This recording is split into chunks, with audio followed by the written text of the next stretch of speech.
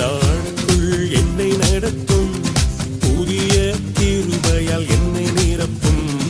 புதிய நாளுக்குள் என்னை நடத்தும், புதிய கிருபையால் என்னை நிரப்பும்.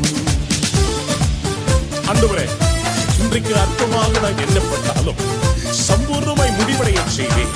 ஆரம்பம் அற்பம், ஆனால் முடிவு சம்பூர்ணமாக இருக்கும். என் குறைவுகள் எல்லாம் செழிப்பாக மாறும். இன்றைக்கு நீர் என்னை ஆசீர்வதிப்பீர். ஆரம்பம்